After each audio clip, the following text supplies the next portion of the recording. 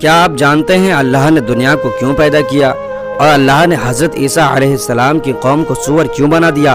اور کیا آپ جانتے ہیں اذان کے وقت کتے کیوں بھونکتے ہیں؟ اور حضرت عیسیٰ علیہ السلام کو زندہ آسمان پر کیوں اٹھایا گیا؟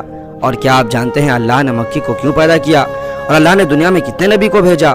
اور ساتھ ہی ساتھ یہ بھی جانیں گے کہ اللہ کو چیلنج کرنے والی اس لڑکی کے ساتھ کیا ہوا، تو بنے رہیے گا ویڈیو کے آخر تک۔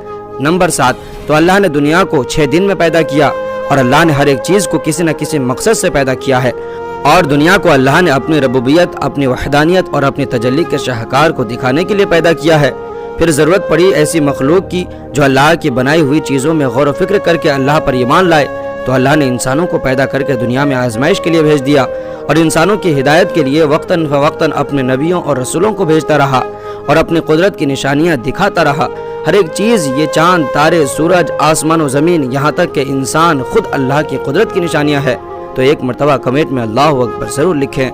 نمبر 6، تو ایک مرتبہ بنی اسرائیل کے 40 لوگوں نے حضرت عیسیٰ علیہ السلام کو تکلیف پہنچانے کے لیے حضرت عیسیٰ علیہ السلام سے کہا، اے زنا سے پیدا ہونے والے، جس سے حضرت عیسیٰ علیہ السلام کو بہت تکلیف پہنچی۔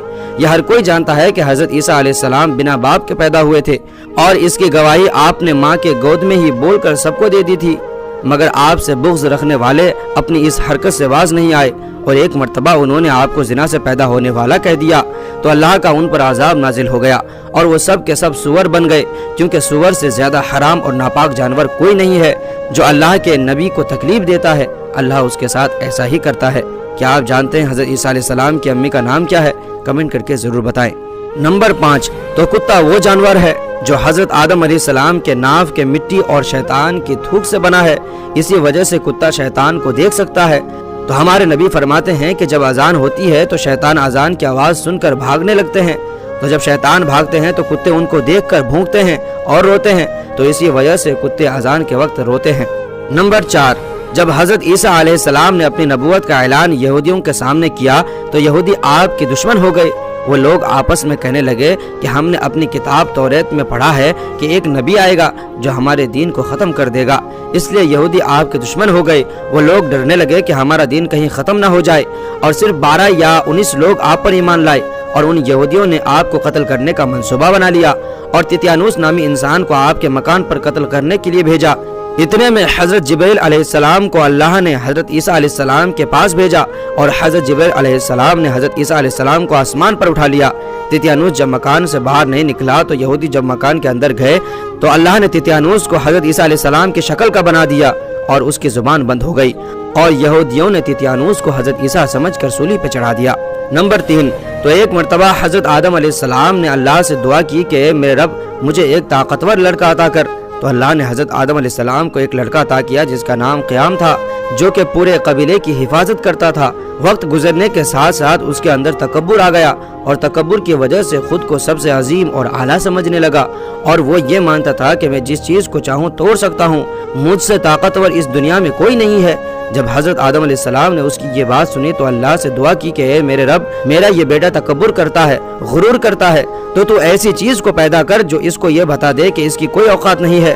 تو اللہ نے مکھی کو پیدا کیا، اور جب قیام سوتا تھا تو مکھی اس کے چہرے پر جا کر بیٹھ جاتی تھی، اور قیام اس کو مارنے کی کوشش کرتا تو اس کا ہاتھ اس کے چہرے پر لگتا اور اس کی نیند ٹوٹ جاتی، اور اس سے بہت زیادہ پریشان ہو گیا۔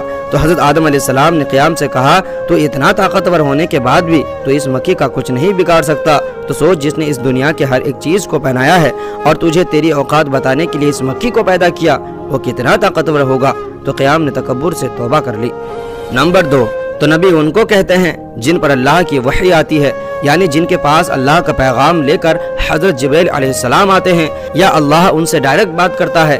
اور رسول ان کو کہتے ہیں جن پر اللہ کی وحی آتی ہے اور ان پر کوئی کتاب یا صحیفہ نازل ہوا ہو۔ تو جو رسول ہوتے ہیں وہ نبی بھی ہوتے ہیں، یعنی ہر رسول نبی بھی ہیں مگر ہر نبی رسول نہیں۔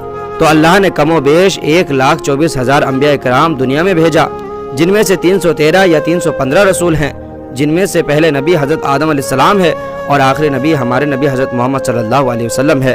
اور کیا آپ جانتے ہیں ہمارے نبی پر کون سی کتاب نازل ہوئی؟ تو کمنٹ کر کے ضرور بتائیں۔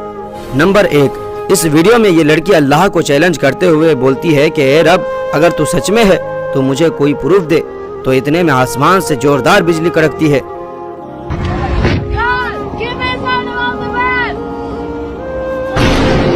بے شک ہمارا رب بہت بڑا ہے جو ہر ایک چیز پر قادر ہے۔ تو کمنٹ میں اللہ اکبر ضرور لکھیں۔